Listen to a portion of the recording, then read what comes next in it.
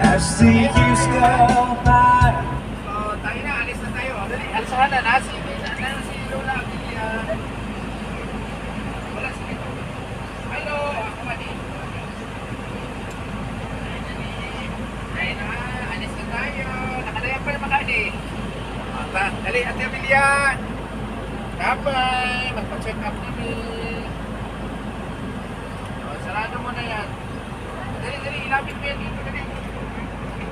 Okay guys, sakay na kami sa bana, magpapacheck up na kami.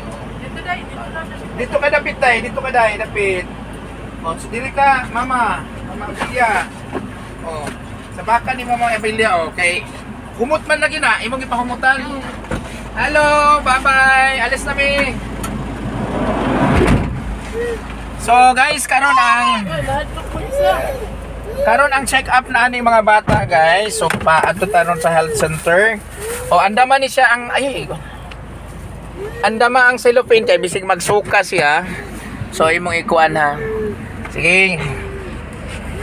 So paalis na mi guys, papunta na mi sa kuan sa center, gikuha na mo sila sa ilang balay. So hoping ta guys nga kini mga bata ma-check up gyud siya o mahatag og vitamins o mahatag og mga tambal para nga makumpleto ang atong pagtabang ani nga mga bata nga walay kondisyon. So dili pareho sa katong mga pangutana personal nga gipaabot sa ako nga para lang gyud kini sa purpose na to nga nag-apil-apil ta aning vlogs nga kuan, vlogging po.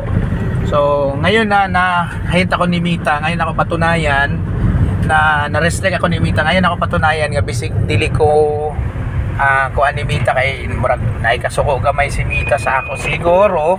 So patunayan ako nga dili lang ni para sa kuan ko, dili advocacy sab nato gyud ug ato aging tumong og tuyo nga matabangan ni mga bata. So once again, good morning sa tanan. God bless o ako ikaingon mag-amping sa kanunay, mag-ampot ta kanunay sa atong Ginoo. Good morning o mayong buntag.